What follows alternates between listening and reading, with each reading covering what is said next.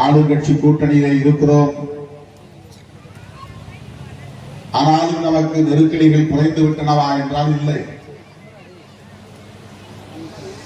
2 நாடாளுமன்ற உறுப்பினர்களை பெற்றிருக்கிறோம், 4 சட்டமன்ற உறுப்பினர்களை பெற்றிருக்கிறோம். ஆனாலும் நமக்கு நெருக்கடிகள் குறைந்திருக்கின்றனவா என்றால் இல்லை. வழக்கம் போல காவல்துறையினர் நம் மீது நீங்கள் கூட்டணி கட்சியாக இருந்தால் என்ன, திமுகவுக்கு உற்ற துணையாக இருந்தால் என்ன, உங்களை எளிதாக வளரவிட மாட்டோம் என்று கங்கணம் கட்டிக்கொண்டு காவல்துறை வருவாய்த்துறையை சார்ந்த அதிகாரிகள் அவர்களுக்கு இயல்பாகவே குருதியில் கலந்திருக்கிற சாதிய மனப்பான்மையோடு நம்மை அடக்குவதிலே ஒடுக்குவதிலே குறியாக இருக்கிறார். வேங்கவயல் அதற்கு ஒரு சான்று, மேல்பாதி அதற்கு ஒரு சான்று. தமிழ்நாட்டில் இப்படி எத்தனையோ பல பிரச்சனைகளை சொல்ல முடியும். அதுபோல அண்மையிலே கண்டமங்கலம் காவல்துறை ஒரு சாதி வெறியன் கண்டுக்குட்டி வயலிலே இறங்கிவிட்டது என்பதற்காக ஒரு பெண்மணியை தலைமுடியை இழுத்து மிக கடுமையாக தாக்கி காயப்படுத்தி அவமானப்படுத்தியது மட்டுமில்லாமல் அவர்கள் காவல்துறைக்கு புகார் கொடுக்க செல்கிறார்கள் என்பதை அறிந்ததும் அந்த வழியே தம் வீட்டை தாண்டிதானே அவர்கள் போக வேண்டும் என்று தெரிந்து முன்கூட்டியே அங்கு போய் தயாராக நின்று பொய் செய்திகளை சொல்லி தம் சொந்த சாதியை சார்ந்தவர்களை எல்லாம் திரட்டி வைத்துக் கொண்டு அந்த பாதிக்கப்பட்ட தலித் பெண்ணையும் அவருடைய கணவரையும் மிக கடுமையாக தாக்கி இருக்கிறார். ஓங்கி வெட்ட துணிந்த போது முகத்திலே பட்டு கொடும் காயம் ஏற்பட்டிருக்கிறது. இவ்வளவுக்கும் பிறகு காவல்துறை இருதரப்பிலும் தான் வழக்கு பதிவோம் என்று பாதிக்கப்பட்ட அந்த பெண் மீதும் கணவர் மீதும் அவருடைய உறவினர்கள் மீதும் அந்த இடத்திற்கே வராதவர்கள் மீதும் பொய் வழக்கை பதிவு செய்திருக்கிறது. எவ்வளவு பெரிய அநியாயம், அநீதி! காவல்துறையினருக்கு மனசாட்சி இருக்கிறதா என்று கேள்வி எழுப்பக்கூடிய அளவுக்கு அடிவயிறு குமுறுகிறது, பதறுகிறது. எந்த குற்றமும் செய்யாத ஒரு பெண்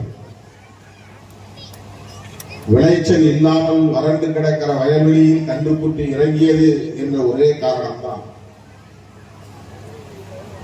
கேவலமாக பேசியது மட்டுமில்லாமல் அடுத்தவன் மனைவியை தொட்டு அடிக்கிற ஒரு கோழை சாதி வெறியன் அற்பன். அப்படி தொட்டு அடித்தது மட்டுமில்லாமல் புகார் கொடுக்க சென்ற போது வழிமறித்து தாக்கியது, கத்தியால் வெட்டியது என்ற அனைத்தையும் அறிந்த பிறகும் இந்த காவல்துறை பாதிக்கப்பட்ட அந்த பெண்ணின் மீதும் வழக்கு பதிவு செய்திருக்கிறது. அடித்தவன் காயப்படுத்தியவன் மனைவியிடமே புகார் வாங்கி கேட்டு வாங்கி அவர்கள் மீதும் வழக்கை பதிவு செய்கிறது என்றால் காவல்துறையின் உளவியல் எவ்வாறு இருக்கிறது என்பதை எண்ணி பார்க்க வேண்டும்.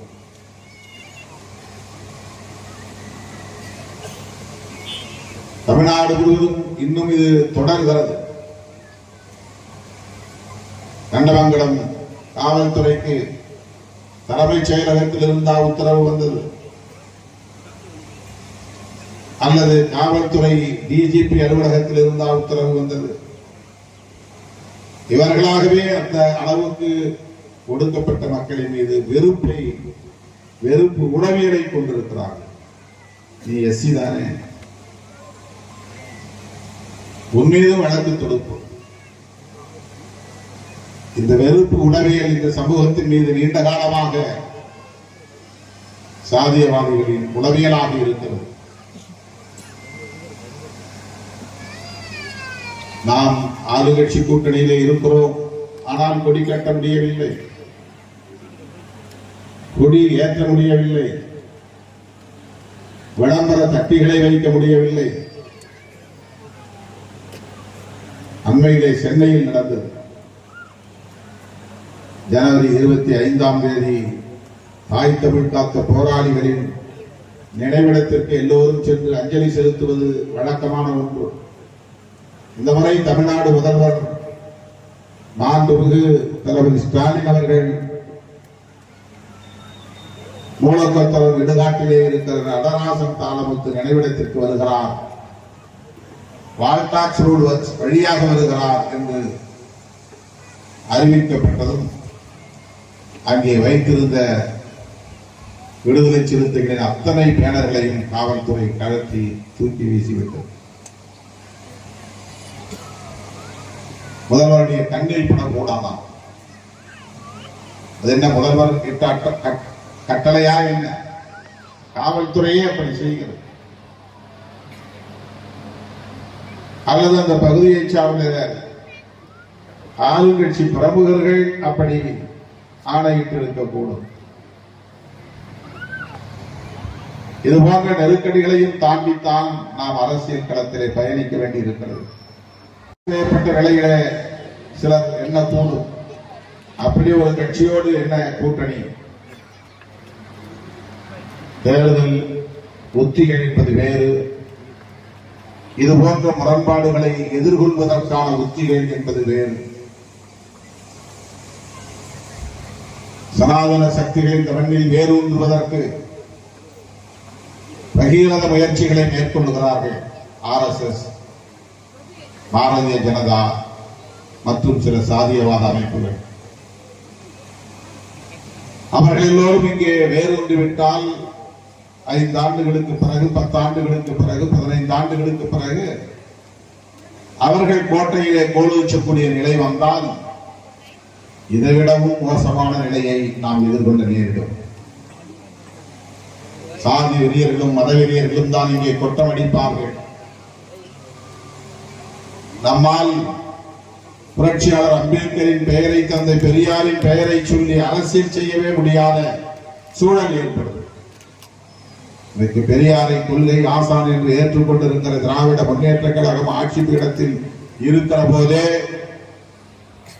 பெரியாருக்கு எதிராக கொச்சையான விமர்சனங்களை பேசக்கூடியவர்கள் உருவாகிவிட்டார்கள். அது திமுகவுக்கு எதிரான விமர்சனம் என்று நாம் கருதிவிடக் கூடாது. விடுதலை சிறுத்தைகளும் பேசுகிற அரசியலுக்கு எதிரான அரசியல், சாதி ஒழிப்பே மக்கள் விடுதலை என்று முழங்குகிற இயக்கம் விடுதலை சிறுத்தைகள் கட்சி. சாதி ஒழிப்பே தனது முதன்மையான அரசியல் என்று முழங்கியவர் தந்தை பெரியார்.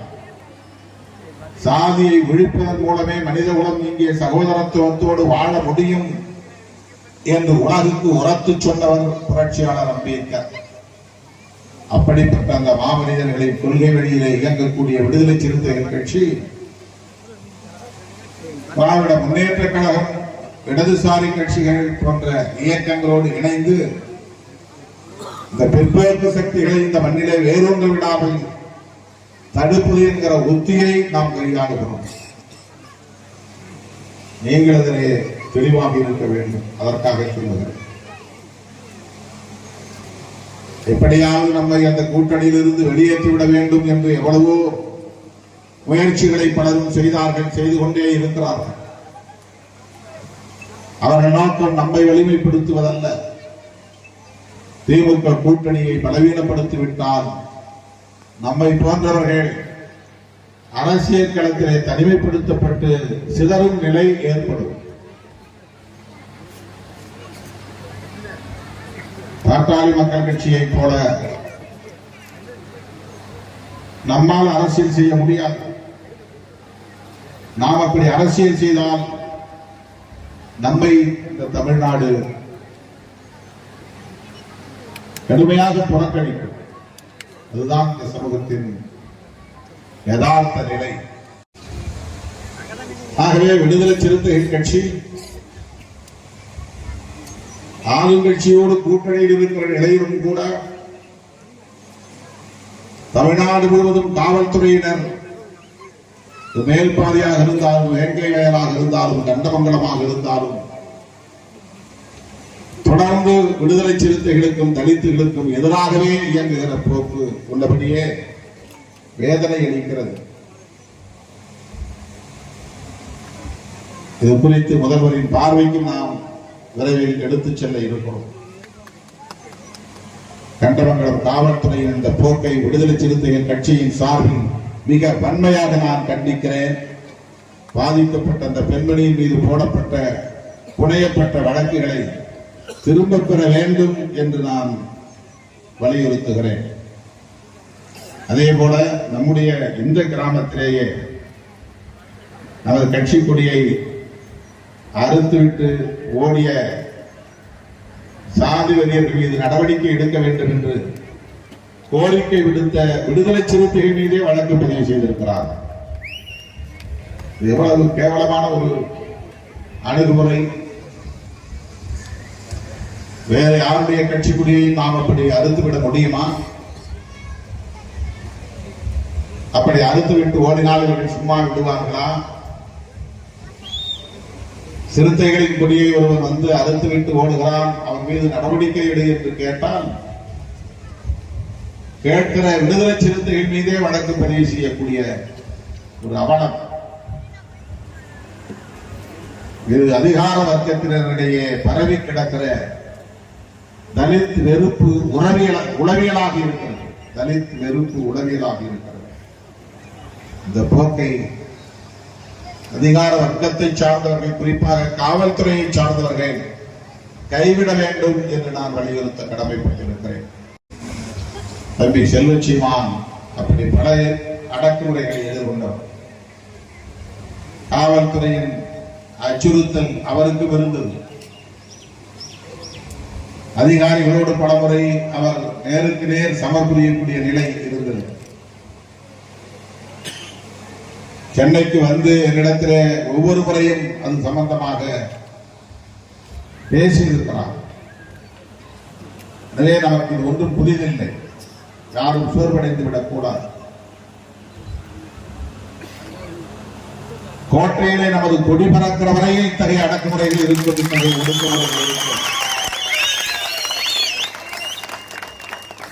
அதை நாம் நினைவிலே வைத்துக் கொள்ள வேண்டும்.